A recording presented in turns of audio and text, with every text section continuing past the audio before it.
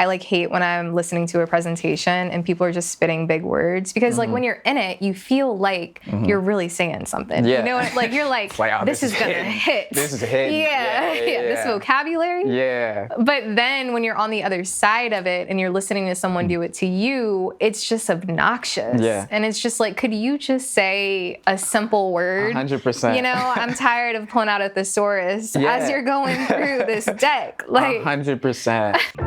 Hey, my name's Alicia Harris, and this is The Invisible Thread, culture's biggest show where we finally put a spotlight on strategy, highlighting how the world's biggest brands and people become who they are and the strategic minds behind them. I am welcoming a very special guest, Donovan Triplett, senior strategist at the one and only Wieden Kennedy. Let's dive straight into you. Can you just unpack who you are, where you're from, but also how did you get into the world of strategy?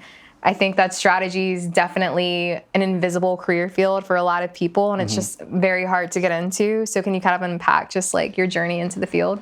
Yeah, so I mean, I kind of did the nerdy thing of majoring in the same thing all 4 years. Majored in advertising, but not by some big design or anything. Just a little bit by happenstance. My dad majored in marketing. My mother majored in telecom. Yeah. And it just seemed like somewhere in the middle. And so, I wasn't sure if I was really going to be into it, but, really just started to really fall in love with it as the years went by. Yeah. So your dad majored in marketing. Yeah. And did he like work in the marketing field at all? Yeah. So he, when he graduated, he was working at Procter & Gamble in their marketing department for a while, and then took a huge career pivot and became a pastor. So he, went a different direction. Yeah, for sure. We were joking about earlier that like our dads, because my dad's a pastor as well, which is something we have in common, but our dad's like style of preaching and just being a pastor in general kind of like wears off on us. Yeah. And our like delivery or our presentation style. And I think that a lot of my friends, they're always like, you're a little too passionate about what you're talking. Like we're talking about like toilet paper right now. Yeah. You know what I mean? But I think there's so many different similarities between like strategy and honestly any other career field or, job by design. Most jobs you have to convey something and make people believe in something, especially being a pastor. And you're really doing the same thing as a strategist as well. Yeah. I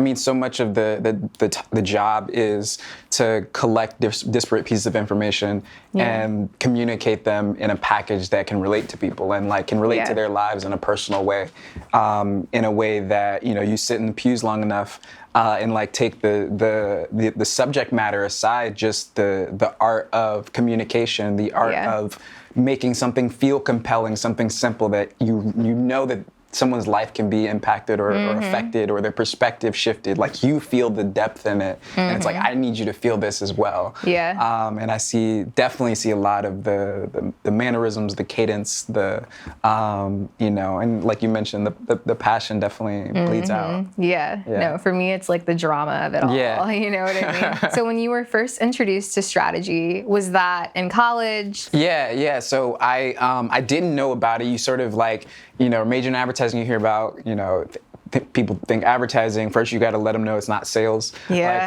all the time. But I think I knew about copywriting and I knew about account management and these things. And I'm like, I'm trying to figure out where I fit. And I think it was about my junior year when I found out about strategic planning, creative strategy as a discipline. And it's like, oh yes, like this is the type of thing that I want to be doing. Yeah, and how was it presented to you?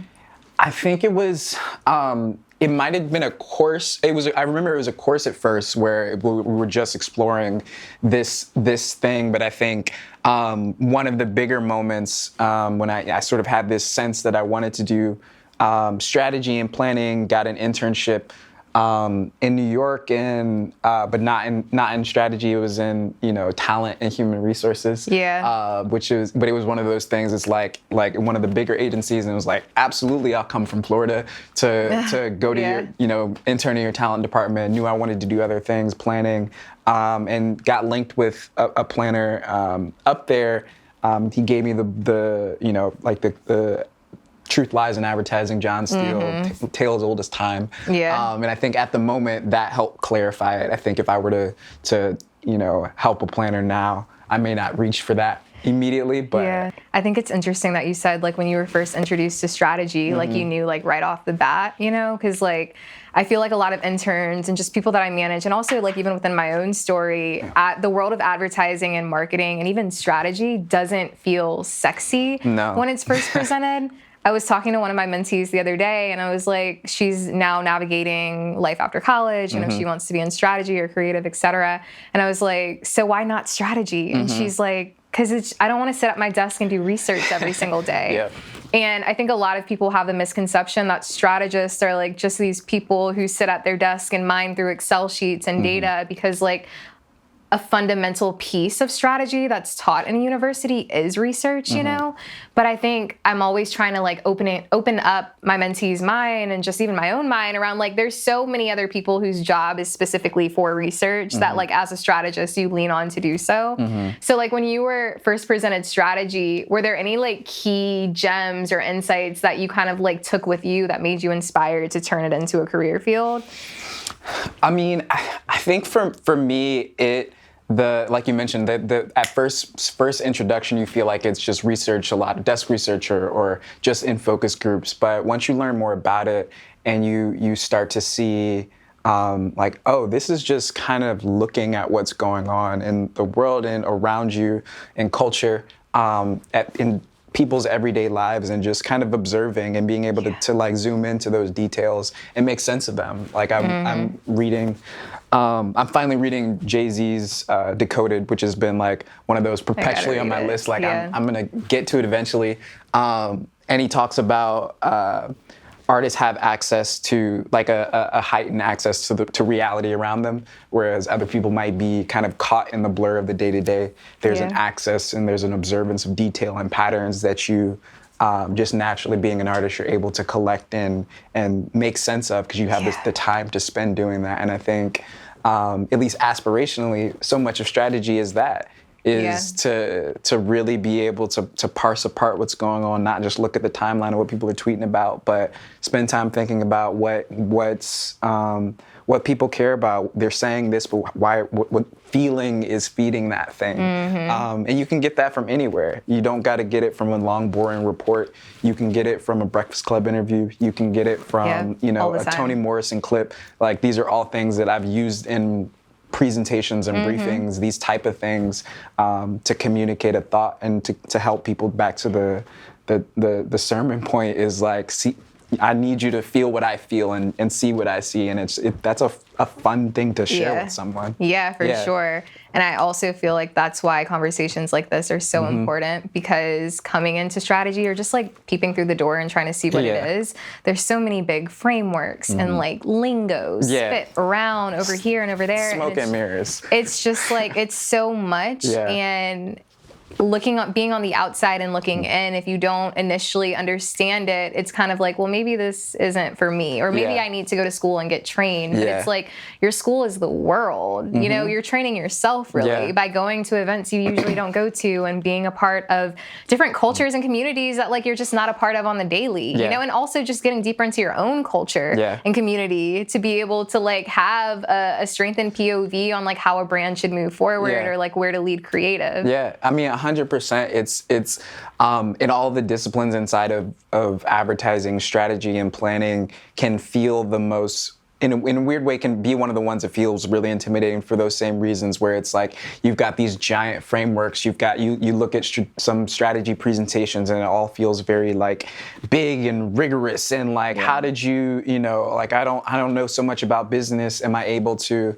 And I think a lot of that has to do with the people who founded the discipline. There was a certain type of mind and a certain type of person who, like effectively a lot of white dudes who decided like, oh, especially like in the early days, British white dudes, it's like, this is how this position, it's a very impressive one. It's about being really smart and big and loud and, being really impressive. But I think what I learned in really a moment for me in my career was getting to the point that I kind of stopped trying to emulate that style. You know what I mean? Because you're growing up in strategy and you're learning from, all white people and then like a lot of white men, that type of thing. And you see their presentation, it's like, all right, that's what strategy is. I got to do that. Let me go do it. Let me do that thing. And then you realize it's like, oh no, that's just like one version of it. It's, you know what I mean? It's a bit like music where if all you ever heard was like symphony and orchestra, that's the only music you knew how, like that you knew existed. It's like, I don't know how to put all of these things together, but it's like, they're just using the instruments to play in that style. There's so many other styles that you can connect with someone and resonate and make beautiful music with. But, we were only taught this very rigid, structured way. And it's like, it's not that serious, it's not that intimidating all the time. But how do you go about finding your style, Because it's like cool to find your style, but how do you get confident in that style, and deliver like effective presentations by not copying what the client has already seen and what's been done and what's worked, but like your own take on it? Yeah, I mean, I think when you kind of boil it down, it's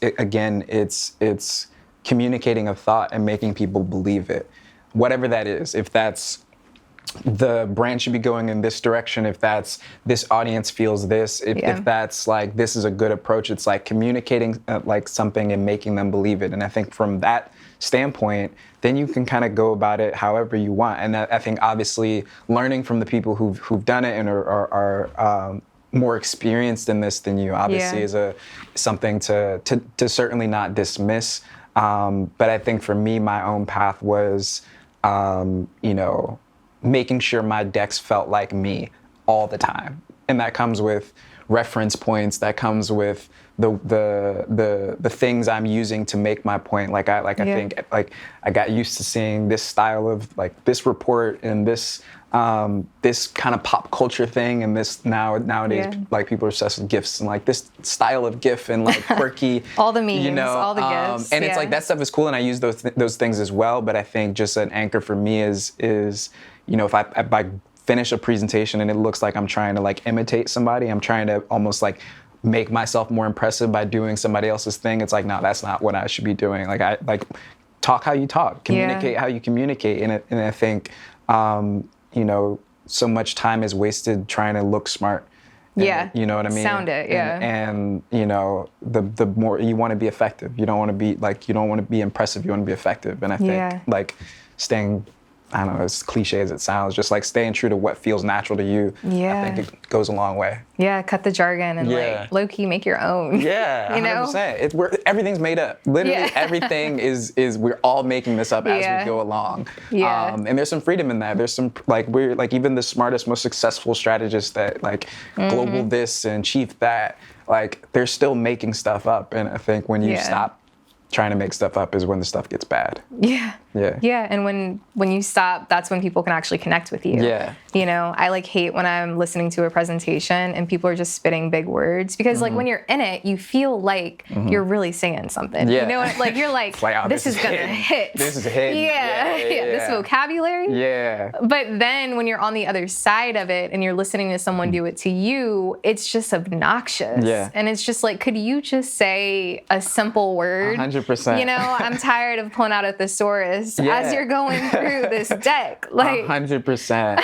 And I think like people get excited by things that surprise them and like new pieces of information. And that always isn't the most impressive sounding. Like sometimes that's just sharing something in intimate detail that only you've uncovered. And I think especially for young Black strategists, young strategists of color, communities that aren't, the agencies aren't full up with, I think so much of being able to bring something that's surprising is just bringing something from your perspective and sharing, like you see this trend happening, you see this phenomenon and culture going on, bring an example from it from like close to you that they wouldn't have been able to have access to before you gave it to them. And I think things like that are, it's like, okay, now I'm listening, because like you've brought me something I hadn't considered. Like that's the emotion, so much of the emotion of strategy is the like quote unquote impressive stuff is just giving someone that feeling, I was like, I hadn't considered that. And, yeah. You know what I mean? And draw from the things that in your life that they wouldn't have access to. Yeah. Yeah. The way I've like broken it down in my brain to like really stick with is, in the beginning of my career, I thought that I was being hired as a strategist. Like I was being hired to be a strategist. Yeah. And then as I progressed, I realized that literally agencies hire you because they need your POV. Yeah. So if you boil it down to anything, it's I'm being hired to be Alicia. Yeah. You're being hired to be Donovan, not a strategist. Yeah. Just like who you are and your unique POV on the world. 100%. Yeah. So we've talked a little bit about getting into strategy and finding strategy, but now I want to go into actually doing strategy. And I think what is going to be unique about our conversation is in other episodes when we're highlighting more consumer-facing brands as far as like the campaign and the structure that's been created around that. This time we're actually just highlighting an agency and specifically Wieden Kennedy. And I love that we're doing this because I think that not a lot of agencies or even companies in general can say that they've created a culture that culture wants to be a part of. You know, like a core reason why people want to work at Wieden is because of the culture that it's created. I just saw the other day you guys like have a barbershop now inside of the Asian, like, you know what I mean? You sign up, you get a cut. Yeah. I mean, I probably won't need one, but like, it's dope. It's nice just to know that like there's a culture in an agency that like thinks, you know, about people and like what's actually going to gravitate people towards the agency versus just like the agency speaking about the agency all of the time. So the campaign that we're going to be talking about centered around Juneteenth, which you led from a strategic point of view.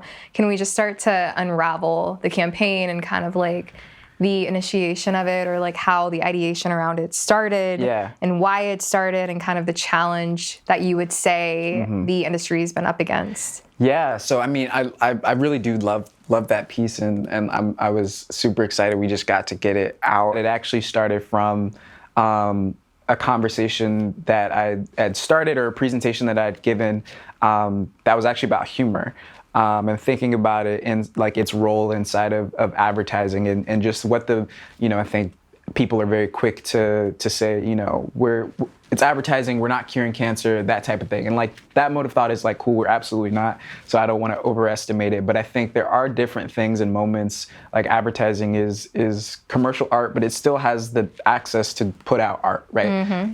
To put out things that people can see themselves in that can help clarify perspective and can help strike an emotional chord, can resonate. And one of the things that it does, there's a lot of humor inside of advertising and thinking about, what the value of comedic relief is. So much of the work is white, and I think especially the humor.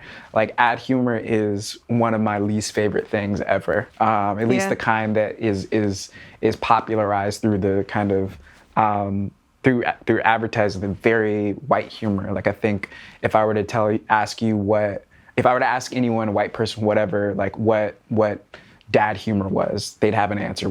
If I asked them like, what's black humor? Like you'd have an answer for what that thing is. But if I asked like, what's white humor? It was we've just called it humor. We've just called it funny, right? And I think the conversation, without kind of like belaboring the point, was just so much about, so much of the work that's speaking to black people is often so serious, is very trying to make a loud point, trying to raise an oppression, to fight like the cause, or to even just like help people feel seen in a very dramatic and a very elevated way, which is cool. But if you think about the experience of feeling seen and when you felt that most personally, just like as a person, a human existing, a lot of it comes from humor, from that tweet that is like, oh man, that's Kiana. Is it? Like that is, oh, that's my friend. That's, and like, it's like, oh, someone noticed and feels that same thing. And there's how you put it? There's like a sense of belonging that you feel a part of, a connection, right? But in advertising, that type of humor that zeroes in on Black nuance just isn't there. And so, was giving this presentation, and then one of the creatives, Tommy Woods, he and his partner, kind of went back and like just came up with this idea, and they like it was the beginnings of what Juneteenth thoughts ultimately became, as like, you know, what if we zoomed into this moment and not trying to make people belly laugh, but just like found a way to use humor to navigate this thing, which was just, you know, is in as a Black person in Black like day-to-day life, we use humor as a tool to like talk about these things, like to either whether it be to you know, critique white oppression or to observe the what it feels like to have a uniquely Black experience. Like humor is a device, again, comedic relief for something. It's a pressure release for something. And I think it was really cool to be able to, I mean, there's a whole journey for the film, but those were kind of the beginnings of what started it. Yeah, I love when you speak to the nuance of humor, right? And I think what we've seen a lot of today when it comes to brands is trying to emulate that nuance of humor. Yeah.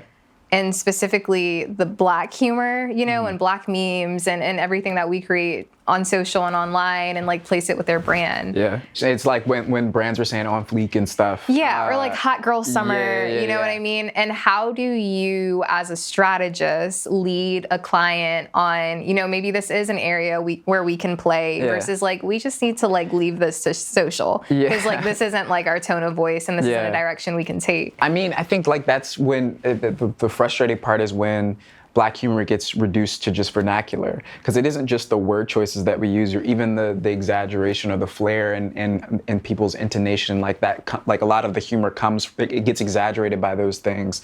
But in so many ways, it's the perspective. It's the tilt you see on a situation that you know you can like recognize and like make a joke at. And I think the perspective more so than anything inside of the humor is what I think there's opportunities to incorporate in brand's tone and voice. And I think it isn't so much about, to your point, like imitating or it's just coming from an understanding and seeing how you might engage with it, and how you might, like some brands aren't suited to behave or speak like a Black person, or you know, and do these like, all right, like this is what works on Twitter, like let's go do that. But to me, I think of it in the way that if a brand is effectively, you know, getting up on a stage and speaking to the room, trying to entertain them, in your mind, how would you entertain that room if they were all Black? If they were all Black women, for instance.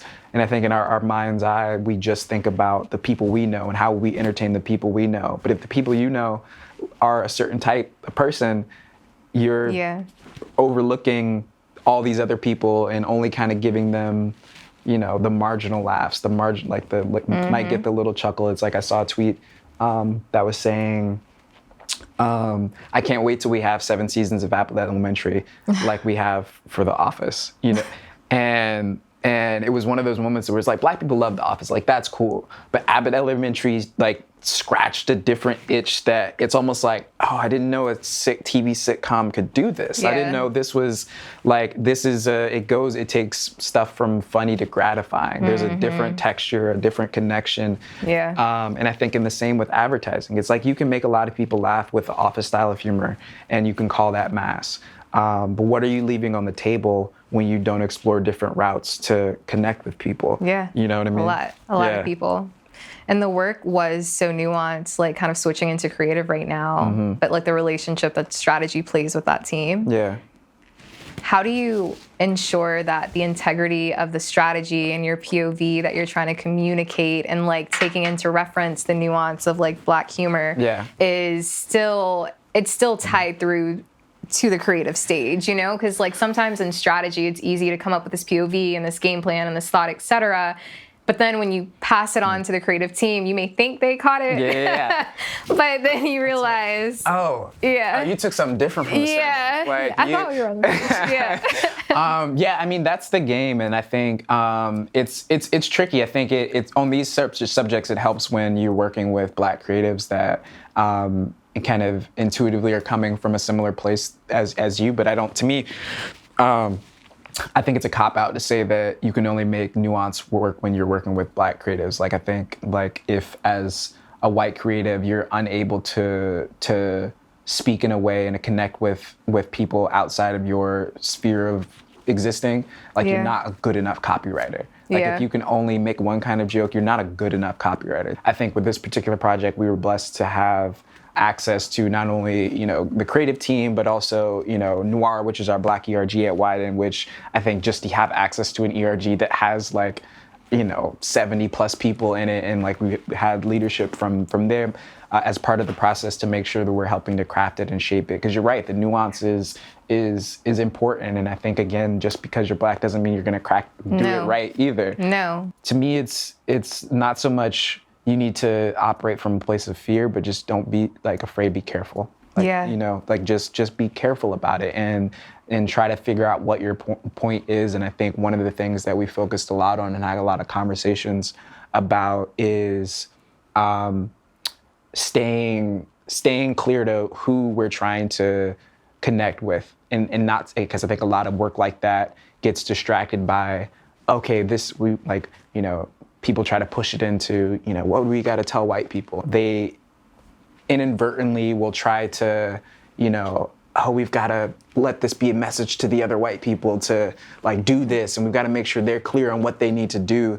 And it's like, this isn't about them, you know, like this is like, I get the urge and I get the instinct, but we wanted this to just speak to concentrate on capturing a set of collection of Black nuances and hopefully make somebody feel seen. And if anybody else who's overhearing it hears it, cool, but it wasn't intended for you. And I think the protection of that center of gravity was a super big part of the process. Yeah. And what were the creative assets that came from the campaign? Yeah, so I mean, there was the film, and there was some supporting, like there was to all of Noir to kind of give their own thoughts about June. Like the film is about you know, two Black people tangling and wrestling with what how to feel about Juneteenth being a national holiday, and how to feel about, is everybody celebrating? It's like, are all of us supposed to get the day off? Like in a very real way, just wrestling with this muddy thing. Because I think,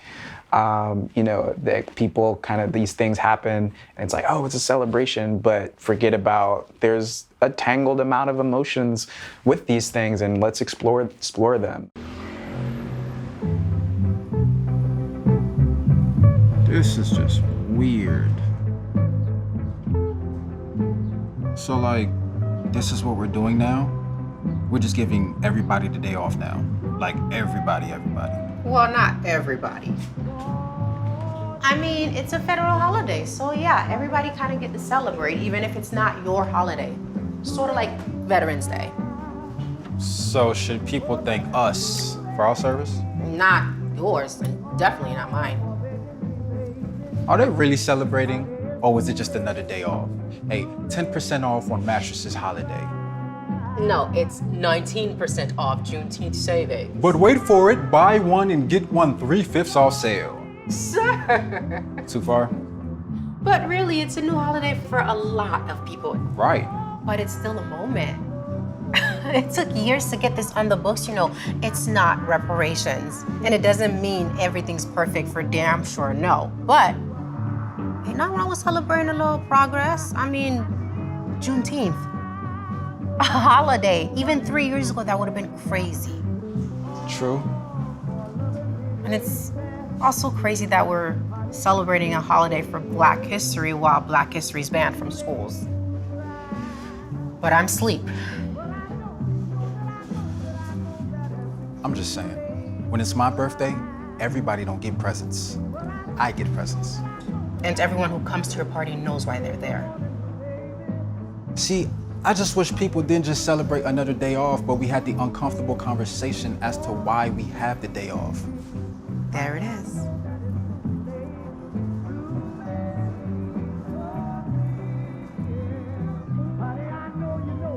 You think it'll happen? And I gotta say for me that it's too late, darling, too late. So Noir members were giving their thoughts, and so there's a kind of a reel of different things they felt about Juneteenth, and like just like let's because the film wasn't about here's the perspective. It's just like here's a collection of perspectives, and so we wanted to bring others in. There was a lot of positive feedback online from Black people feeling like oh, did this happen? Like, did this get made?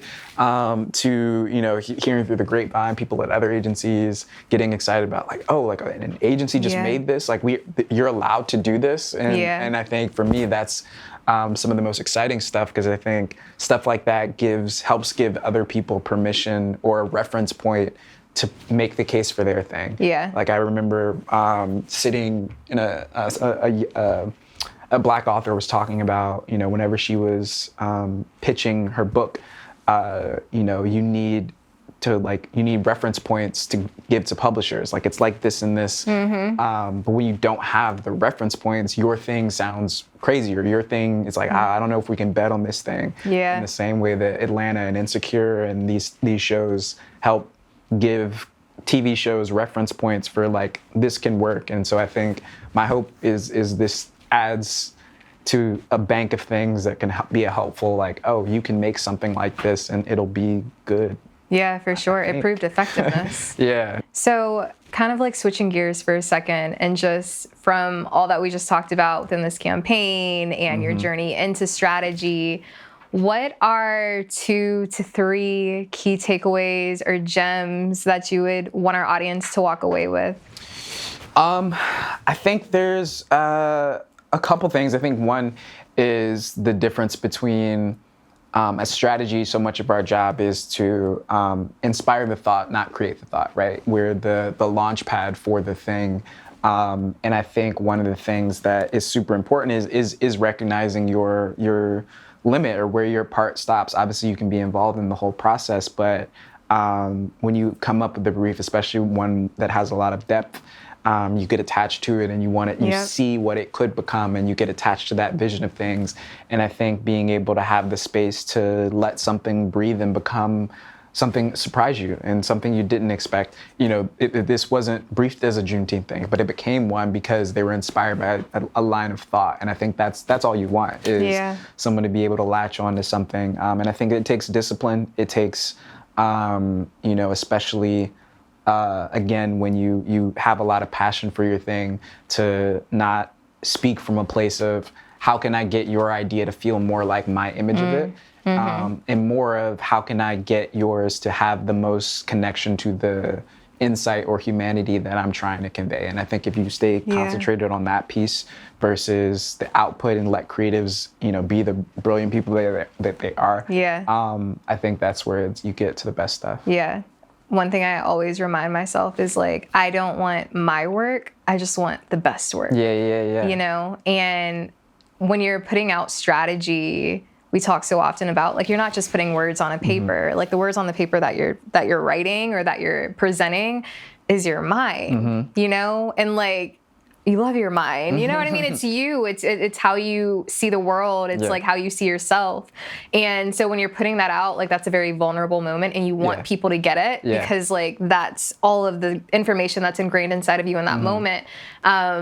But then you realize, like what you were just saying, like not everybody connects or sees the world the way that you see the world. And so having so many different inputs like really strengthens your idea. And it's something that within my own career, I've learned to run towards more and be uncomfortable and feel like, okay, maybe that was a dumb idea.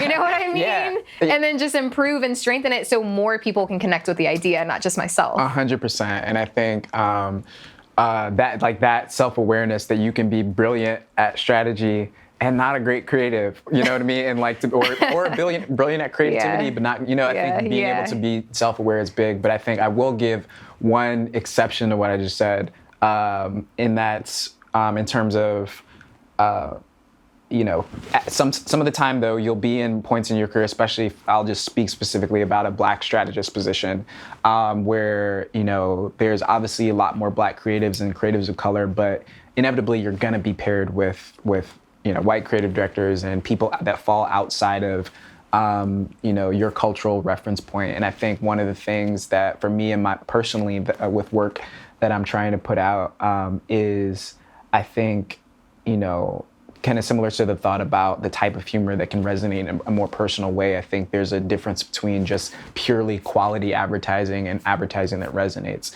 especially with people that haven't had much advertising resonate with them. And I think my own personal pursuit is chasing that thing. It's not just about making the greatest advertising that I can make. It's, can we put something out there that can help resonate and touch a place that hasn't been touched that much. And so I think with that, you can get in situations where you might be more junior and working with much more talented creative directors, but that don't have that same instinct or urge, or don't have that same attuneness to culture in the way that you do. And I think in those situations, I think it gets in this weird thing where you have to respect their creative acumen and their ability. But I think you can still find moments to fight for and remind them of, there's actually something else we could be doing with the work. And it's like, not that this work is bad work, this is great work, but finding helpful ways to remind them that they're just not thirsty for the thing you're thirsty for. Yeah. And you're trying to fill an absence. You're trying to quench a thirst, and they're trying to make great advertising. And they're not, like, it's not faulted for that. But I think being a Black strategist, part of the job, unfortunately, is also trying to help make this type of stuff happen when you don't have the ability to make it, but you know it's necessary. And I think fighting for that, I think, is still a worthwhile endeavor. Yeah. Well, thank you so much, Donovan. You dropped so many gems for our audience. I definitely took stuff away for myself, and I hope everyone else did too. So that's the end of our episode. Thanks for watching The Invisible Thread. See you next time.